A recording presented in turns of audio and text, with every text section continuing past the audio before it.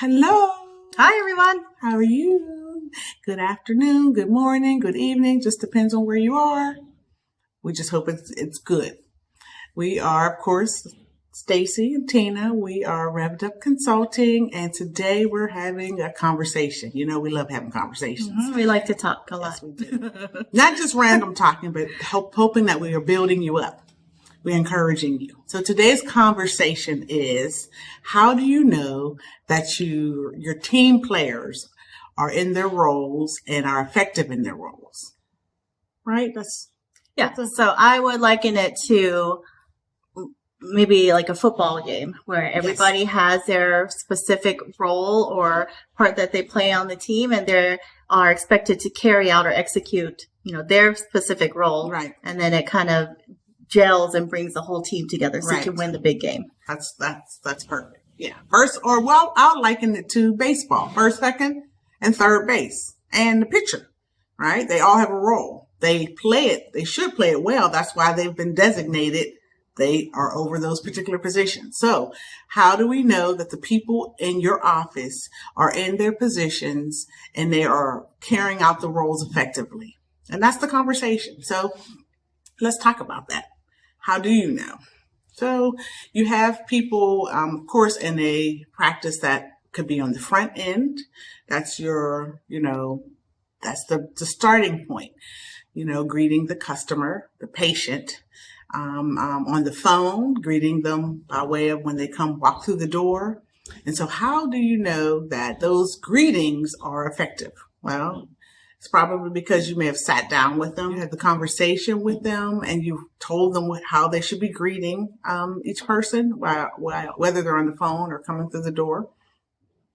You may have had a side-by-side with them because that's important. Right, Tina? Yes. So we'll talk a little bit more about the side-by-side and a little bit explain in more detail what that is and the concept of it, I think. But at the end of the day, you've set the tone. You've set the standard for how you want your front end person to greet the patient, talk to the patient, what they should be doing at check-in, what should they be doing after they've checked the person in, what they're in terms of scheduling. Maybe there's a call that they get on the phone, or they get receive a call at the same time they have a check-in. Should they answer the phone then? Should they wait? Should somebody else answer the phone? So the moving parts are what you need to know, and you need to know who is in charge of those moving parts, and that those people know what they should be doing. So exactly. I'm thinking today, maybe in the conversation, we're going to do a little role play so that you can kind of get just a feel for how to effectively talk to people that are on your team, because there's a difference between you going up to somebody who may not be exactly fulfilling the role the way that you may expect them to, and then be like, hey, why are you messing up? Versus how do you actually get a positive reaction with them? There's a different way of approaching the situation. Yes, and that's so pivotal to the success of your organization, how you communicate with your team. And so this team person who's sitting at the front desk, and you have trained them, or you've told them specifically how they should be addressing the customer or the patient. I'm sorry, I keep saying customer. And you find that they're not quite making the cut. You hear them huffing and puffing, or whatever the case may be.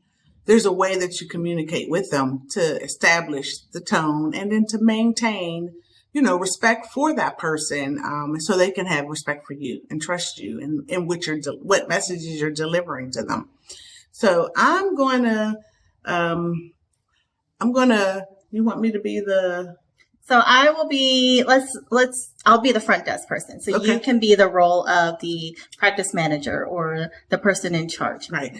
And what I'll do in the first run, or second run, or third run, no, we'll say first run, I'm going to show you how not to communicate to the person who is maybe your front desk clerk, and he or she is not, you may be communicating as effectively as you'd like them to with the patient. So Tina is the patient. Tina is the front clerk, and I'm going to ring the phone, and let's see where it goes. Ring, ring, ring. Hello, this is ABC Pediatrics. What can I do for you? Okay. Alrighty. So I am giving her the feedback. I heard her. Maybe that's something how she answers the phone each and every time. So I heard that and I thought to myself, well, that's not how I want her to answer the phone. Hi, Tina. Hi. Can I talk to you for a second? Sure. Okay. Okay. So one of the things, remember when we spoke last week and I told you about how I really want us to be consistent with our way we're communicating with our patients over the phone? Yes. And our I do greeting. remember. Okay. So let me just give you an example. So when somebody calls our phones, I specifically say, the phone rings and I say, good morning. This is ABC Pediatrics. My name is Stacy. How may I help you? That's really being, that's the message that I want to go out each and every call. So You're doing good. You got part of it down. Okay. But you're missing some of the pieces to it that I'd like to make sure. We want them to know who you are. We want them to have a good morning. Okay. And of course, we definitely want you to tell them the name of our practice. Yes. Okay. I appreciate your feedback and you coming to me and kind of coaching me and telling me how I can make my interaction better. So I appreciate that. Okay. I'm glad that you appreciate that. Now, I'm going to show you a wrong way for a manager to address a person who maybe didn't answer the phone or say the scripted message the right way. So Tina answered the phone and she said what she said. Mm-hmm. And then I say, hey, Tina. Yes, what's going on? You need to make sure that you are answering the phone, saying the practice's name, saying good morning, good afternoon to them, and then tell them your name. I mean, why can't you do that? Well, I don't appreciate the way you're talking to me. So you need to back up a little bit, and I'm not going to do that, and I'm not even going to listen to you. Okay, so you saw the difference, right? So what you give is what you receive. If you tell somebody in a very aggressive way what not to do, you're going to get aggression in return, right? Yes. Yep. And so we want to make sure that you're communicating positively, even in instances where you feel like you need to correct somebody, that you're not down talking them or treating them like they're your children. Right. I mean, you hired these people for a reason because you believe that they could do the job, mm-hmm. right? So I truly believe that your role as a manager or a person who's leading the people on your team, you need to make sure that you can talk to these people talk to them face to face, eye to eye. They're not your children. Right. They are, they're your employees. They're part of your team. So treat them like that. Yes. And I think, when you do that, it builds trust, that the person who you're addressing knows that, oh, okay, maybe I didn't do it the right way, but I tapped her lightly on her shoulder to say, hey, we could do it this way. This probably would sound a little better. And I think, it builds trust because the person doesn't feel like you are reprimanding them, and so I think it's important to not only, and that's the first step in this dialogue that mm-hmm. we make sure we communicate effectively so that we don't make people feel bad. But the other part is, what things have you set in place for that person to know exactly what they should be doing, how they should be talking? Yes. You set the tone, you set the standard. Yes. So it's essentially your standards of excellence is what you're creating. And you need to establish that for every team member on your team so that they can know exactly what are they responsible for carrying out. What is a way that is the acceptable way for me to do this job or this responsibility to really fulfill my role in this organization, and do I really understand how to carry that out? Or if I don't, where do I get that training from? Right. And you want to make sure that you are given the proper training. And I know we talked about this before in other videos, that we're living in a time where the workforce has changed. COVID did some things. Mm-hmm. It stirred up our world in such a way that people decided, I need to retire early, or no, I need to get another job because I'm overworked. exhausted, especially, the healthcare industry has been hit hard, So keeping that in mind, that you may be hiring somebody that you felt was trainable to do the job, but they may not have background in healthcare. Right. Yes. They may have background in customer service. So your front end person may be somebody who was very, very good in retail at customer service, but they don't necessarily know, what a charge is, what a diagnosis is, what a procedure is, right. And that's okay. These are all transferable skills. It's the core of the talent that you are looking for, right? Absolutely. So if someone has great customer service skills, but maybe they're coming from a different industry, like you said, maybe even in hospitality, for instance, that can be easily transferable to healthcare. They just need some coaching on the terms.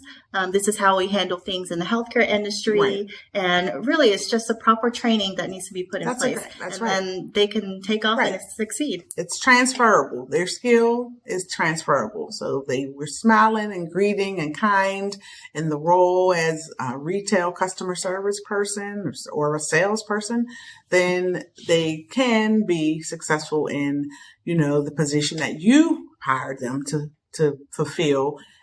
They just need to be guided and trained. And that's why we know that Rev'd Up Consulting really talks about or teaches going back to the basics. Basic essence of people comes out when you give them proper training, and I think that's why we believe our training course, not our training course, but our modules and course that we develop online for people who are entering into the workforce as, a account specialist, a billing clerk, in the area of healthcare.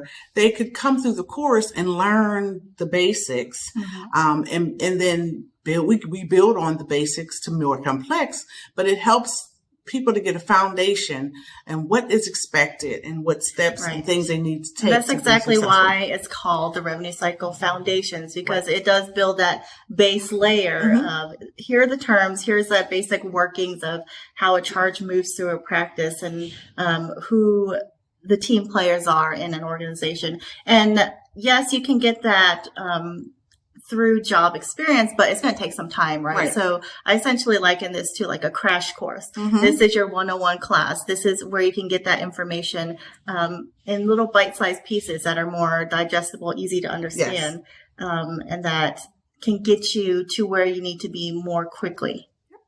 Yeah. So we implore you. We are really pushing you to sign up because it's worth the cost, and it's worth your time. It will only help you as a manager or coordinator, and to help your team to be effective and to get everybody to understand what role they have and how things should be flowing in the practice from the beginning to the end. And so, I'm going to continue to say, sign up for the course. Yes, sign up. Yes. We have I think a lot of things that we can share. We include a lot of tools. We include a lot of frameworks and really actionable things that you can implement within your practice. So it truly is a step-by-step. Yes.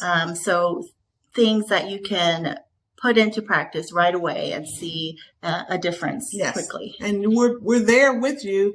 So, things that may be coming up, some things that pop up in your daily grind that you may not know how to respond to or fix.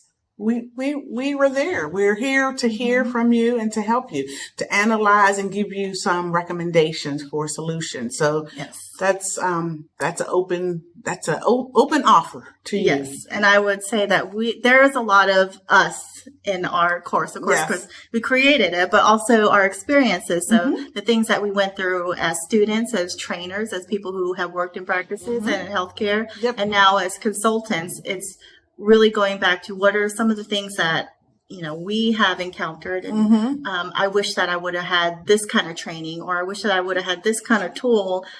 So we aggregated that and pulled that all together and came together and made this. Yes, and we're happy about it, and we want you to be happy about it. We want you to sign up. So I think that's a good, topic today, conversation about how to make sure and how do you know that your team players are playing out their roles responsibly, effectively, and what things do you have in place to help them to fulfill their duties. So, before we close out, actually, I wanted to fulfill a promise. I said that we would explain a little bit more about the side-by-side in the start of the video. That's right. So I don't want to leave anybody hanging with that. Yes. So just to explain the side-by-side, it's a tactic that we like to employ whenever we're sitting in at a practice or working with a practice. Mm-hmm. So it's essentially sitting side by side by the people who are doing their daily tasks. So, for instance, if it's a charge entry person, you sit directly side by side to them, and it's a process of observation. So, seeing what they do on a daily basis, what are they responsible for, how do they carry it out, and then it's really a process of just taking in that information. So, we like to say, listen more, speak less. That's at this exactly point. Right. And then you take that information, based on that, you can develop standards of this is how this specific task or this responsibility should be done. And then you collaborate and share it back with your team. Yes. And the good thing about, I think the most beautiful thing about the side by side is I can't stress the word trust enough. In order to get people to do very well in their positions and and pretty much or exceed your expectations is you build trust, you establish trust. When you sit down next to a person and side by side, it's sending a message that you care enough to take time to sit down, to observe, to know what they do. But you are really wanting to know what they do, but you also are wanting to know what they can't do. Right. Because that's where the training ensues. When you're able to identify what it is that the person needs or lacks and how you can support them, it's a beautiful thing. So that is the side by side is one of the things that I really, really encourage people to do. You can't manage from the other room. You have to be in the room. Right. So I think that's very, very important. Anything that's a good point. I really like that. You can't manage from another room. You have to be in the room with your people interacting on a daily basis. That is very true. Yes. So anything else about the side by side? Thank you for reminding me because I kind of forgot.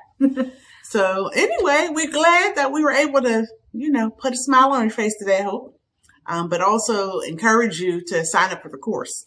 Yes. So we'll be going over lots of topics, side by side included, but a lot of other topics as well that can really help your practice. And we hope that we've given you something today, something to think about, something to apply.